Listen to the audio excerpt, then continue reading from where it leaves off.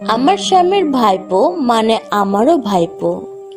সে কিভাবে আমার গোসল করার ভিডিও ধারণ করে সেই ভিডিও দিয়ে আমাকে ব্ল্যাকমেল করে আমাকে ভোগ করে, তারপর এটা থেকে নিস্তার পাওয়ার সম্পর্কে গল্পটা বলবো।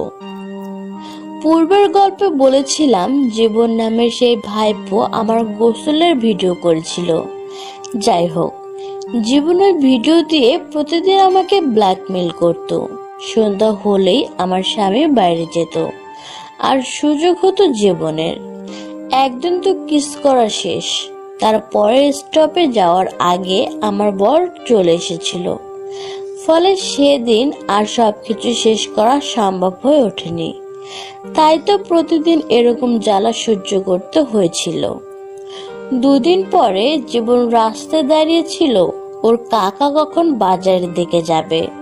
সেদিন একটু অন্ধকার হয়ে তারপর আমার স্বামী বাইরে বের হলো। তবে বাজারে যাবে কিনা সন্দেহ আছে, কারণ ওর জ্বর ভাব। বের হওয়ার সাথে সাথে জীবন এসে বাড়িতে ঢুকলো। আমি এদিকে রান্না করছিলাম। রান্নাঘরে এসে জীবন পেছন দিক দিয়ে এসে আমার বুকে হাত দিল এবং পিছনে ডলতে লাগলো আর কাঁধে কিস করতে শুরু করলো। আমি তো আবার চুলার আগুনে ঘেমে একাকার হয়ে গেছি। আমি বললাম, দেখো জীবন, একটু পরে আসো না হয়, আমি রান্নাটা শেষ করে নেই। ও বলল, পরে যদি কাকা এসে পড়ে। যাই হোক, আজকে কিন্তু আমাকে দিতেই হবে।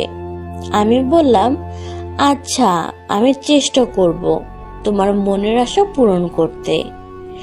এটা বলার পরও সে আমাকে ছাড়লো না। সে কিস করেই যাচ্ছে। পাশাপাশি হাত দুটো থেমে নেই, নিজের ইচ্ছে মতো যা খুশি করে যাচ্ছে।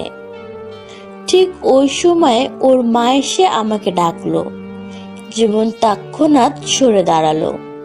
ওর মা এসে বলল, টুম্পা, একটু লবণ হবে? দেখো তো বোন, আমার লবণ শেষ হয়ে গেল গতকাল। সকাল থেকে বলছি, এখনো এনে দিল না। কিরে জীবন, তোকে এক তো ডাকছি, কই ছিল এতক্ষণ? তোকেই তো খুঁজছিলাম। আয় আয়, লবণ এনে দে তো একটু। এভাবে সেদিন নিয়ে গেল ওর মা। তবুও লবণ এনে ওর মায়ের হাতে দিয়ে আবার আমার কাছে ছুটে এসেছে। আমার স্বামী ততক্ষণে চলে এসেছে। স্বামীকে দেখে বলল, কাকিমা, একটু লবণ দিতে বলল। রান্নাঘরে গিয়ে লবণ দিতে ধরেছি, তখন পিছন দিয়ে ওর হাত চালালো একটু। যাই হোক, সেদিন ওই পর্যন্তই। আমারও কেন জানি মনে হলো জীবন যা চায় তা দিয়ে ভিডিওটা ডিলিট করতে হবে ওর ফোন থেকে। দেখি আজকে একটা ব্যবস্থা করতেই হবে।